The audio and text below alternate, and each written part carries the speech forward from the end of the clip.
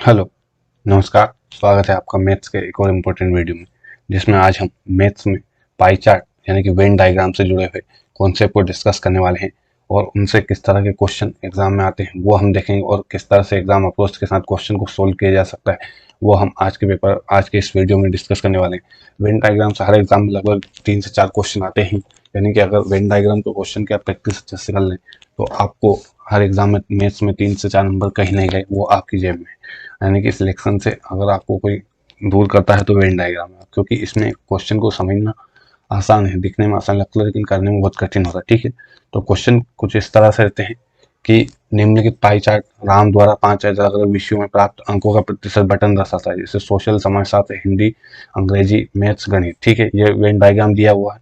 ये social science का percentage है 12, इसी तरह हिंदी का 15.50, इसी तरह इंग्लिश का 22.50, साइंस का 30%, मैथ का है 20%। ठीक है, तो इसी पर आधारित कुछ क्वेश्चन पूछे जाते हैं। क्वेश्चन किस तरह से होते हैं आइए हम देखते हैं।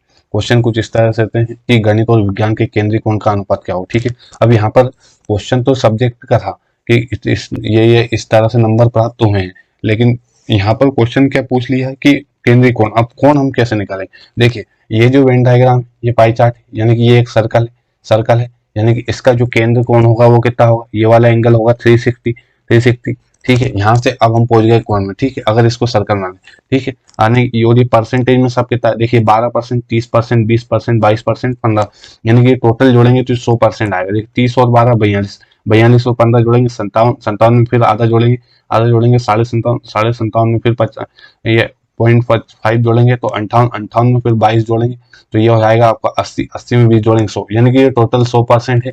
100% है, ये किसके बराबर है? ये 360 के बराबर। ठीक है, हमें यहाँ से क्या निकालना है? गणित और विज्ञान के केंद्रीय कोण का अनुपात। ठीक है, केंद्रीय कोण का अनुपात निकालना है किसका? गणित का निकालना। गणित को मैं मैथ लिख देता हूँ और विज्ञान को मैं एस लिख देता हूँ, इनका अनुपात निकालना। देखिए मैथ का केंद्रीय कोण क्या है, यहाँ से मैथ का क्या है, ये वाला है, ये वाला पोर्शन है। ठीक है, ये वाला यानी कि जो ये वाला पोर्शन यानी कितना 20%, टोटल कोण कितना है 360। देखिए टोटल कोण 360 है और टोटल परसेंटेज में वैल्यू कितनी है 100, तो यानी कि 100 की वैल्यू यहाँ से मैं 20% की निकाल दूं तो वो उसकी वैल्यू निकल जाएगी। इसी तरह से अनुपात निकाल साइंस में कितना है, टोटल कोण 360 है, यानी कि फिर यहाँ से मैं 30% की वैल्यू निकाल दूं, ये 100 की वैल्यू, तो यहाँ से उस कोण की वैल्यू निकल जाए। देखिए ये 0 से ये कैंसिल, ये 0 से ये कैंसिल, 360 से 360, यानी कि 2:3 हमारा आंसर हो जाएगा। ठीक है, 2:3, 2:3 ऑप्शन नंबर 4। ठीक है, ये हमारा। अब ये क्वेश्चन को हमने इतनी सारी चीजें करी, ठीक है, 100 और 300। अब इसमें समझने वाली चीज थी केवल ये कि वृत्त का केंद्रीय कोण होता है वो 360 होता है। ठीक है, 360 होता है और 100% दिया है, तो हमें ओवरऑल देखिए ये चीज 360 और 100% यहाँ पर कॉमन है, तो हम डायरेक्ट यहाँ से साइंस और मैथ का अनुपात लिख सकते हैं। मैथ कितना है 20 और साइंस कितना है 30%, तो हमें पता है कि सब चीजें कट जाएंगी तो 0 से 0 काटे और 2:3 सीधा आंसर आ जाता है। ठीक है, तो ये क्वेश्चन समझने लायक था, इसे किस तरह से सॉल्व करते हैं। एक और क्वेश्चन इसी पाई चार्ट पे बेस हम देखते हैं।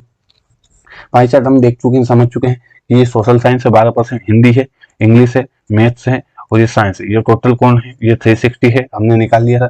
यदि समाज शास्त्र में कुल 144 अंक प्राप्त हुए तो अंग्रेजी में कितने अंक है? ठीक है, समाज शास्त्र में कितने, समाज शास्त्र में यहाँ परसेंटेज में कितने 12 और वैसे अंक कितने हैं, यानी कि समाज शास्त्र में उसे 12% अंक प्राप्त हुए और ओरिजिनल में 144 अंक। ठीक है, ओरिजिनल में 144 अंक, तो वो कह रहा है कि अंग्रेजी यानी कि 22%, 22.50%। ठीक है, ये निकालना है।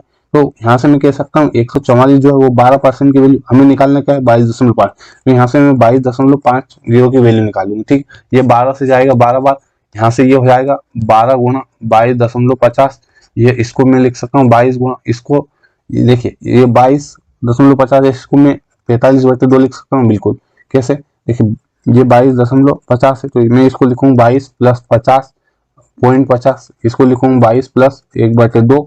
ठीक है, तो ये 22.5 हो जाएगा, यानी कि 22×44 और 45/2। ठीक है, यहाँ से 2 से काटूंगा 6 बार, ये हो जाएगा 6 × 45, यहाँ से इंटू करूंगा मैं तो 6×5 = 30, फिर बचेगा 3, 6 × 24 और 3 27, यानी कि 270 हमारा आंसर हो जाएगा ऑप्शन नंबर 4।